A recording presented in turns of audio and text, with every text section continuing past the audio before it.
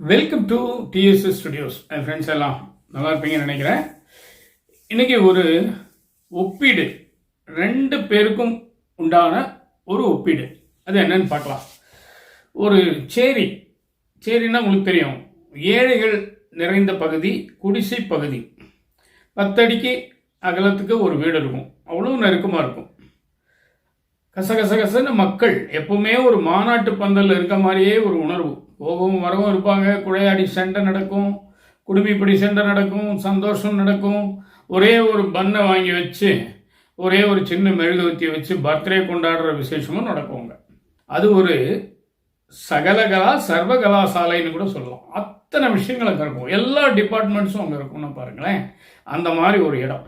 அந்த இடத்துல இருந்து ஒரு பையன் வேலைக்கு வரான். அவன் வேலை செய்கிற இடத்துல சம்பளம் பத்தலைங்கிறதுக்காக என்ன பண்ணுறான், காலையில் பேப்பர் போடுற வேலை செய்கிறான் எக்ஸ்ட்ராவாக. இப்படி வீடு வீடாக போய் பேப்பர் போடுறது அவனுடைய வழக்கம். இது ஒரு பக்கம் இருக்கட்டும். அடுத்த காட்சியை பாருங்கள். ஒரு பெரிய பங்களா ஏரியா, பாஷ் ஏரியான்னு சொல்லக்கூடிய, ஒவ்வொரு ஊர்லேயும் அந்த மாதிரி ஏரியா இருக்கும் கண்டிப்பாக. அதாவது ஒரு வீடே பார்த்தீங்கன்னா 1 கிரவுண்டு, 2 கிரவுண்டு, 3 கிரவுண்டுன்னு ஒரு 10, 15, 20 சென்ட் வரைக்கும் ஒரு வீடு இருக்கும். அவ்வளோ பெரிய வீடு, பங்களாக்கள்.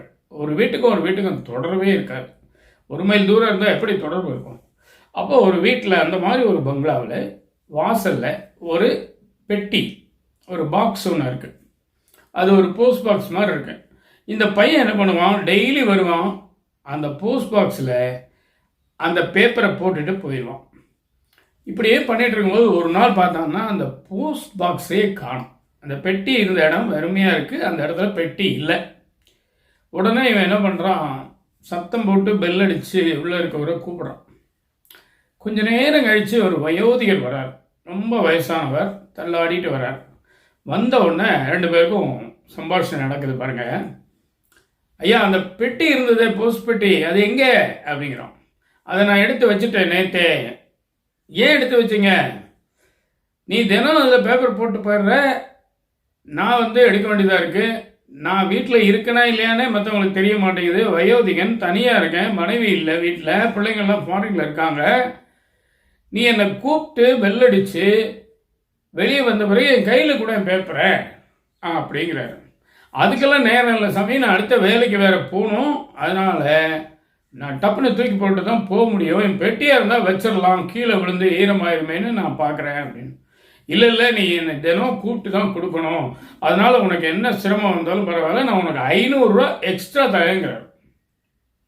சாதாரணமாக பேப்பர் போடுறதுக்கு எக்ஸ்ட்ரா காசெல்லாம் கிடையாது, அதுலேருந்து 1 ரூபாயை நம்ம சேர்த்து வாங்குவாங்க. இவர் தனியாக 500 ரூபா தரேங்க. உடனே இந்த பையனுக்கு 500 ரூபாயா அப்படின்னு ஒரே ஆச்சரியம். ஏன் இப்படி நீங்கள் 500 ரூபா கொடுத்து கையில் கொடுக்க சொல்கிறீங்கன்னு கேட்டதாங்க தாமதம் ஆரம்பிச்சிட்டார். நான் ஒன்று வாழ்ந்தேங்க, ரொம்ப வசதியானவன், பெரிய வேலை பார்த்தேன், நிறைய சம்பளம் வாங்கினேன், பணக்காரனாக இருந்தேன். அந்த பணக்காரனாக இருக்கனாலேயோ என்னமோ தெரியல, சொந்தங்கள் யாரும் அவ்வளோ சீக்கிரம் என்னை நெருங்கி வரலை. ஏன்னா நான் அந்த மாதிரி நடந்திருப்பேன் போல தெரியுது. சுற்று வட்டாரத்துலேயும் இருக்கவங்க எல்லாமே கொஞ்சம் நட்பாக இருந்தவங்க நாளாக விலக ஆரம்பிச்சிட்டாங்க. என் மனைவி இறக்குற வரைக்கும் என் பிள்ளைங்க 2மே ஃபாரினில் இருந்து என் கூட நல்ல ஃபோனில் பேசிகிட்டு இருப்பாங்க, அடிக்கடி தொடர்பு கொள்வாங்க, வரமாட்டாங்களே தவிர ஃபோனில் அடிக்கடி பேசிட்டு இருப்பாங்க. என் மனைவி இறந்த உடனே பாருங்க, அந்த ஃபோன் காலும் கட் ஆயிடுச்சு. ஏன், அவன் இறந்ததுக்கே இவங்க யாரும் வரல.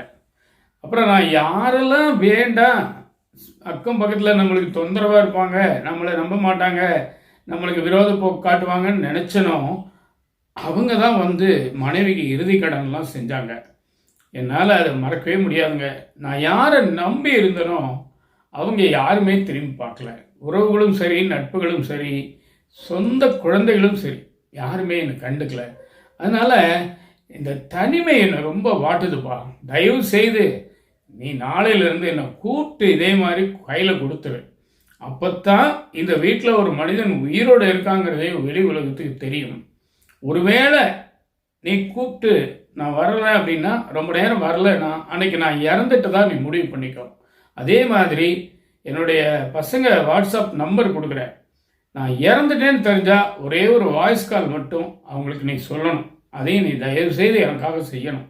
அது தவிர போலீஸ்க்கும் இன்ஃபார்ம் பண்ணிடணும். ஏன் அப்படின்னா, தனி மனிதன் இறந்துட்டான்னு சொன்னால் யார் வராங்க, சொந்தமா பந்தமானு தெரியாது. அதனால் ஏதோ ஒரு அதிகாரம், காவல்துறையோ வேறு டிபார்ட்மெண்ட்டோ ஏதோ ஒருத்தர் முன்னிலையில் தான் எதுவுமே நடக்கணும். அதனால் தயவுசெய்து நீ இதுக்கு ஒத்துக்கோ அப்படின்னு அவர் சொல்லி முடிக்க சொல்ல சொல்ல சொல்ல இந்த சின்ன பையன் அவசரமாக போகிறவன் இவ்வளவு நேரம் நின்று கேட்டுட்டு 2 கண்லையும் சும்மா தார கண்ணீர் விடுறான்.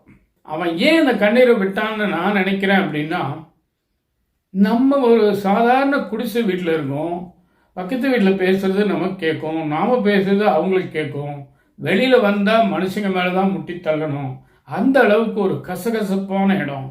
இந்த இடம் பார்த்தீங்கன்னா ஒரு தனி நபருக்கு கிட்டத்தட்ட ஒரு 1.5-2 கிரவுண்டில் வீடு கட்டிட்டு அவர் தனியாக இருக்காரு.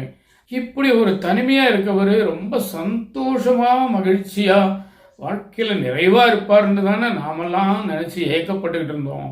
ஆனால் அவருடைய நிலைமை பாருங்க, அவரை பார்க்கும்போது நாம் எவ்வளவோ மேல் அப்படிங்கிற மாதிரி பல யோசனைகள், பல சிந்தனைகள், பல குழப்பங்கள், இதுக்கு நடுவில் தான் அவன் இந்த கண்ணீரை விடுறான்.